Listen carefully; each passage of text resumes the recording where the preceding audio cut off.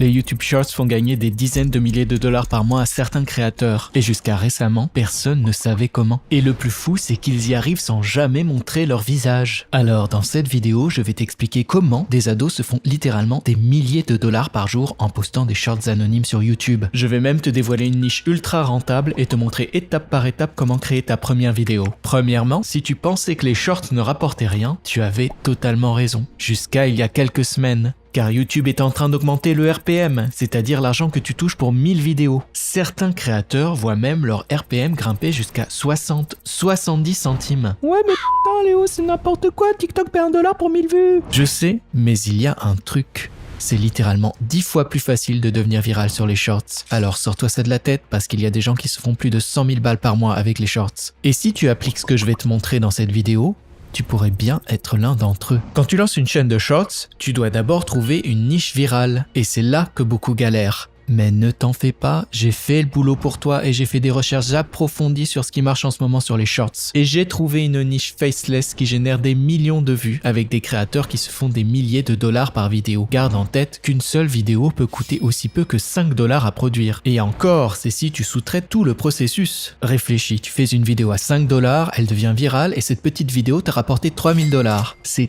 hallucinant. C'est bien plus que ce que les gens gagnent en travaillant un mois entier. Voici donc la niche. Pandas have a reputation for being relatively slow-moving animals. They spend a significant amount of time. Ces vidéos ne prennent littéralement pas plus de 20 minutes à créer toi-même. Mais avant de te dévoiler plus d'infos sur cette niche, je veux d'abord que tu comprennes comment fonctionne l'algorithme des YouTube Shorts. Mais avant ça, je voulais prendre une seconde pour vous parler d'une opportunité très spéciale. Je vais bientôt prendre quelques-uns de mes abonnés les plus fidèles sous mon aile pour un coaching personnalisé.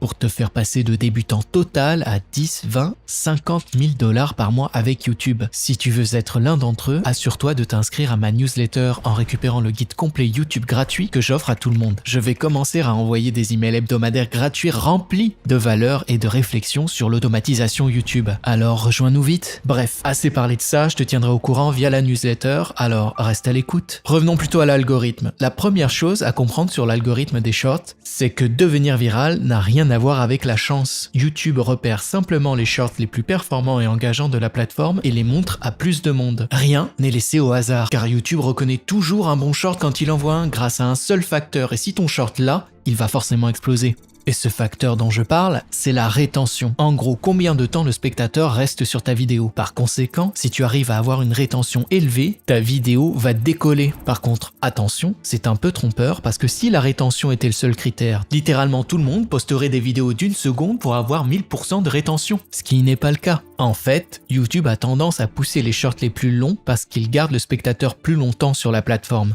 Donc, 100% de rétention sur un short de 10 secondes, ce n'est pas la même chose que 100% de rétention sur un short de 60 secondes. Ce que j'essaie de dire, c'est que l'algo préfère les vidéos les plus longues. La rétention est donc le critère le plus important, mais pas le seul. La façon dont le spectateur interagit avec ta vidéo joue aussi un énorme rôle dans son potentiel de buzz. Tu sais, toutes ces fois où on te demande de liker ou de commenter une vidéo comme ça. Eh bien, ce n'est absolument pas pour savoir si tu as aimé la vidéo ou pas, c'est simplement parce que ça aide l'algorithme à la montrer à plus de monde. Au passage, cette vidéo a fait 28 millions de vues. Et je vais même te montrer comment faire pareil et faire exploser ton engagement plus tard dans cette vidéo. Mais avant de rentrer dans la création de la vidéo, il y a quelques trucs à savoir. Ce que la plupart des gourous ne te disent pas, c'est que pour vraiment gagner de l'argent avec des shorts, il te faut 1000 abonnés et 10 millions de vues sur les 90 derniers jours. Ça peut être un sacré obstacle quand tu débutes. Une chaîne YouTube met en moyenne 6 mois de publication régulière avant d'être monétisée. Je suis passé par là et ces premiers mois où tu bosses grosso modo gratuitement peuvent être un vrai casse-tête. Du coup, j'ai passé du temps à chercher des solutions pour contourner cet obstacle et je suis tombé sur ce site qui propose des comptes YouTube déjà monétisés. Ce sont des chaînes qui ont grandi naturellement jusqu'à atteindre les critères requis par YouTube. Tu peux donc gagner de l'argent dès ta première vidéo, ce qui te fait gagner pas mal de temps. En plus, elles ont une audience occidentale, donc le RPM est vraiment bon. J'en parle souvent parce que c'est quelque chose que j'utilise moi-même et qui dépasse largement les attentes. Bien sûr, ce n'est pas obligatoire pour réussir, mais si tu veux commencer à gagner de l'argent dès tes premières publications, pour ensuite réinvestir cet argent dans plus de shorts, je ne peux que te le recommander. Si tu veux te faciliter le démarrage, n'hésite pas à cliquer sur le lien en description. Bref, maintenant que tu connais tout sur l'algo, la première chose à faire, c'est de choisir une niche. Et comme je le disais tout à l'heure, j'ai déjà fait pas mal de recherches là-dessus et j'ai trouvé une niche qui cartonne depuis des mois. D'ailleurs, il est fort probable que tu aies déjà vu l'une de ces vidéos. Ce sont des compilations d'animaux mignons avec une voix off. Si tu n'en as jamais vu, voici un petit aperçu. Have an incredibly friendly and sociable personality.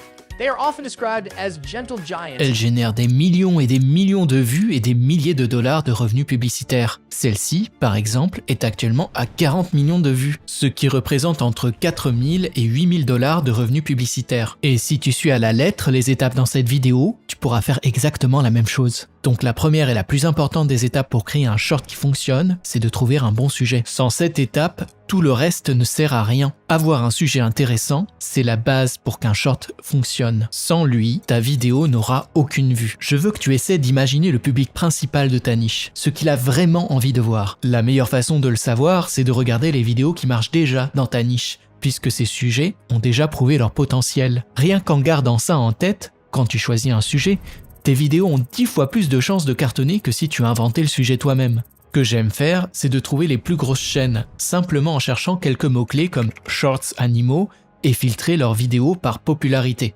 Ensuite, je regarde leurs vidéos qui marchent le mieux pour voir quels sujets font le plus de vues. En temps normal, j'utilise cette méthode 99% du temps. Mais aujourd'hui, c'est le 1% restant où je ne vais pas l'utiliser. Parce que cette fois, j'ai un coup d'avance sur la concurrence. Après avoir passé beaucoup trop d'heures à scroller les shorts, j'ai vu ce petit hippopotame appelé Mudang partout sur mon feed. On se dit la vérité, regarde-le et dis-moi que t'as pas envie d'en voir plus. Mais au-delà d'être mignon, ce petit hippo explose littéralement l'algo et est devenu l'animal le plus célèbre au monde ces derniers jours.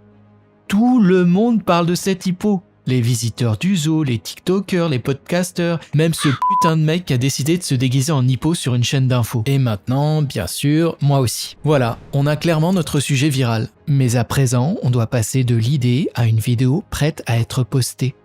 J'ai étudié tous les concurrents et les stratégies qu'ils utilisent pour créer leurs vidéos. Et voici la formule magique. Ce n'est pas une stratégie au hasard, c'est une formule calculée pour que l'algorithme pousse tes vidéos vers un maximum de personnes. La même méthode que cette chaîne a utilisée pour atteindre presque 300 000 abonnés et un revenu publicitaire stable de 10 000 dollars par mois. Alors on se met au travail, je l'ai déjà dit, mais je le répète, essayer de raccourcir ton script pour avoir une meilleure rétention, ça ne marche pas. Moi aussi, je pensais que des scripts courts donnaient de meilleurs résultats, mais c'est faux. Au contraire, prends le temps d'approfondir le sujet et fais au moins 150 mots. Avant de commencer à écrire, tu dois savoir comment structurer tes scripts. Tous les scripts qui fonctionnent sont basés sur ces 3 piliers hyper importants. D'abord, l'accroche, les 1 à 3 secondes au début de la vidéo. Le but ici, c'est de piquer la curiosité du spectateur et de lui poser plein de questions sans réponse. Laisse-moi te donner un exemple.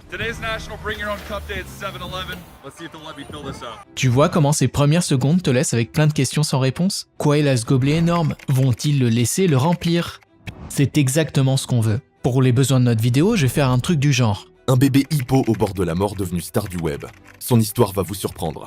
Ça aura exactement le même effet. Que lui est-il arrivé? Comment a-t-il failli mourir? Et pourquoi ça va me laisser sans voix? Voilà, on a intrigué le spectateur, maintenant il faut le garder jusqu'à la fin. Et la meilleure façon, c'est d'ajouter une histoire. Ajouter une histoire à tes shorts fait que le spectateur regarde jusqu'à la fin pour voir ce qui arrive. Parce que toutes les histoires sont construites pour récompenser le spectateur à la fin. C'est le fondement du storytelling. Là, je n'ai vu que quelques shorts sur Mudang. Donc tout ce que je sais, c'est que c'est un hippopotame mignon. Et comme chercher toute l'histoire de sa notoriété prendra un temps fou, alors je vais juste demander à ChatGPT de me faire un résumé. Prends les parties les plus divertissantes et utiles et transforme-les en une petite histoire. Par exemple, il dit que Mudang a été retrouvé dans une rivière en Thaïlande avec peu de chances de survie. Nous allons donc en faire le début de notre histoire. Continue comme ça jusqu'à avoir inclus toutes les meilleures parties. Aussi, petit conseil de pro, tu peux inventer des trucs dans l'histoire si ça peut améliorer les performances de tes shorts.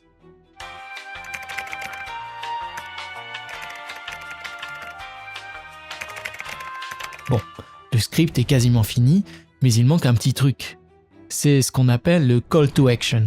À la fin du script, on veut s'assurer d'avoir l'engagement qu'on recherche. Et dans la plupart des cas, tu dois dire au spectateur ce que tu veux qu'il fasse. Juste évite de le faire de façon ennuyeuse du genre Clique sur le bouton like si t'as aimé cette vidéo.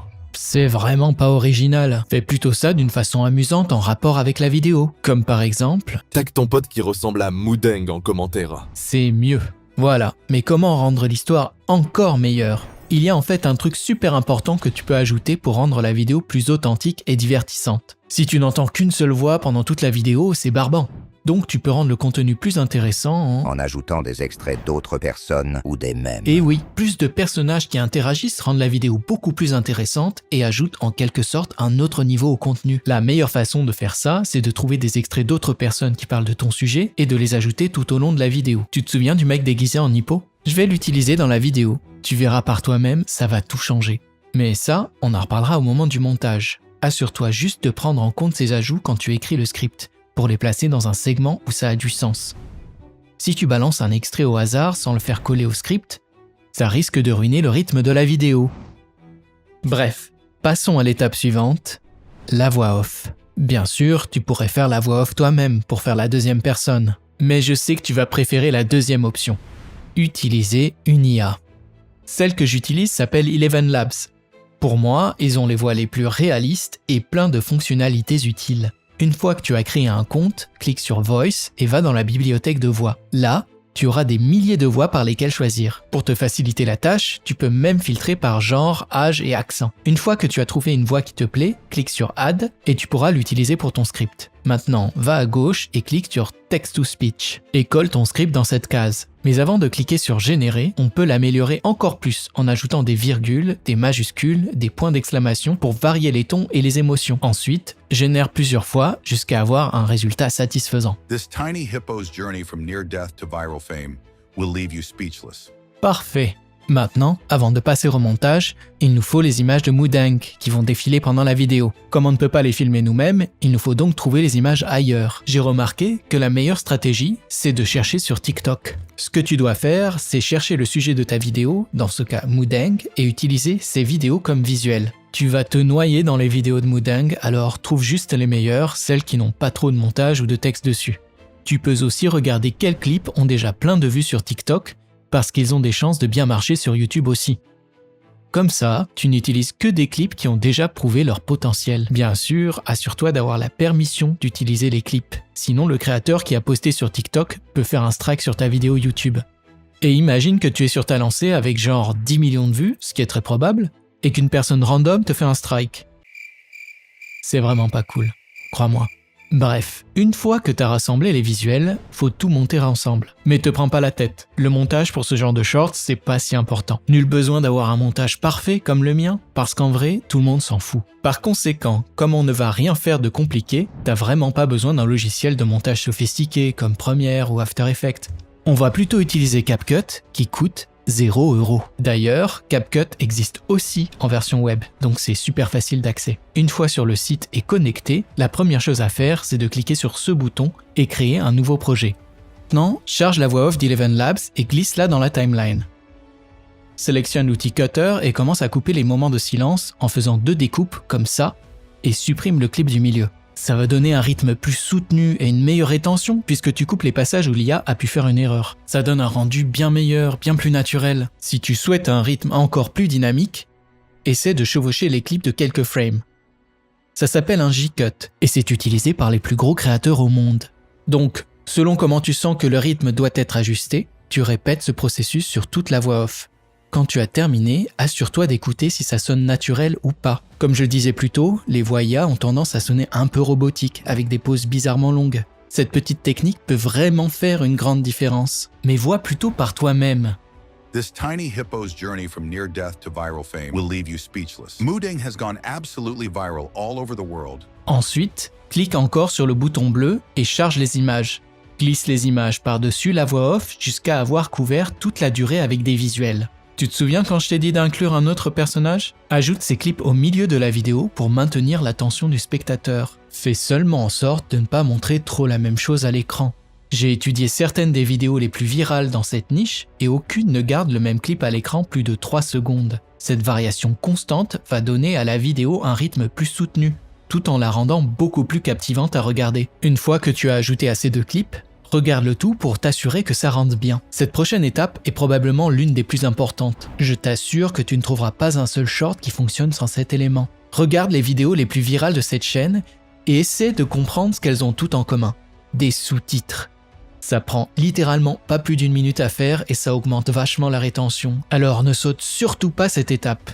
Mais en plus, c'est un moyen de créer l'identité de ta chaîne et de te démarquer de la concurrence. Pour les ajouter, clique sur sous-titres en haut à gauche, choisis ta langue et clique sur générer. CapCut va automatiquement transcrire toute la voix off et créer une piste de sous-titres. Mais ce style tout basique ne nous mènera pas loin. Alors on va l'améliorer avec un template. CapCut a en fait des centaines d'animations déjà prêtes parmi lesquelles choisir. Tu peux y accéder en allant à droite et en cliquant sur ce bouton Templates. Je déconseille toujours de choisir une animation dynamique pour les shorts, qui anime 1 ou 2 mots à la fois, comme celle-ci. Quand tu en as trouvé une qui te plaît, clique dessus et elle sera automatiquement appliquée à toutes celles de la piste. Mais pour la rendre vraiment unique à ta chaîne, tu dois la personnaliser. Clique sur Basique et commence à jouer avec les polices, les couleurs et les tailles jusqu'à avoir quelque chose qui correspond vraiment à l'identité de ta chaîne. Maintenant, la touche finale, c'est d'ajouter de la musique. Si tu veux, tu peux utiliser un son qui fait le buzz. Mais perso, je préfère trouver quelque chose de vraiment adapté à ma vidéo. Comme j'ai zéro talent en musique, je vais laisser l'IA faire le boulot. Va sur ChatGPT et demande-lui de te suggérer des musiques pour la vidéo que tu es en train de créer. Clique sur Générer et il te donnera une liste de genres musicaux parmi lesquels choisir. Pour trouver ces morceaux, utilise un site de musique libre de droit comme Pixabay.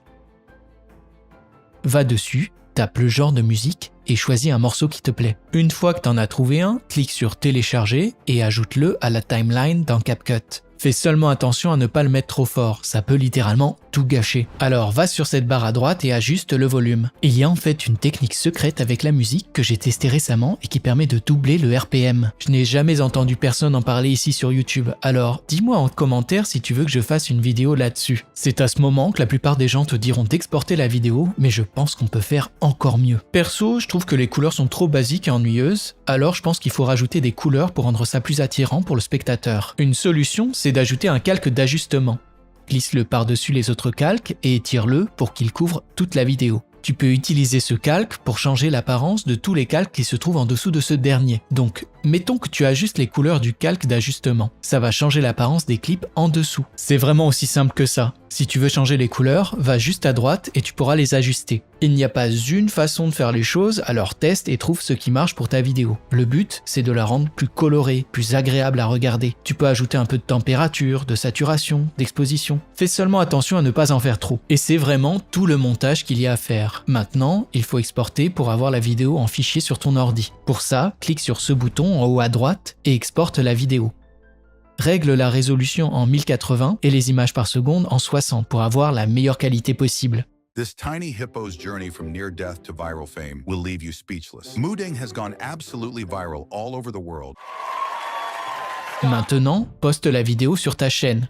Mais surtout, tiens-toi à un rythme de publication régulier. L'algo va mettre un peu de temps à repérer tes vidéos. Donc ce n'est pas parce que la première vidéo n'explose pas tout de suite qu'elle n'est pas bonne. Il faut laisser du temps à l'algorithme pour trouver ton public. Et si tu ne veux pas me croire sur parole, écoute MrBeast. Is make 100 videos and improve something every time. And then on your 101st video, we'll start talking, like maybe you can get some views. Tu l'as entendu. 100 vidéos. Mais la différence, c'est que tu as déjà la formule gagnante utilisée par les chaînes les plus performantes au monde. Donc, il y a des chances que ça aille beaucoup plus vite que 100 vidéos. Il y a tellement plus de choses au-delà de la simple création de vidéos pour gérer une chaîne YouTube automation réussie que je ne peux pas tout caser dans ces vidéos YouTube. Du coup, pour tous ceux qui veulent en savoir plus sur comment trouver des niches virales, des stratégies de monétisation et bien plus encore, j'ai une communauté Discord gratuite où mes mentors et moi enseignons tout ça au quotidien. Nous sommes actuellement 22 000 membres et on a de nouvelles success stories chaque semaine. C'est gratuit de nous rejoindre et je suis sûr que tu y trouveras quelque chose d'intéressant. Alors, si tu veux y jeter un œil, le lien est dans la description. À plus!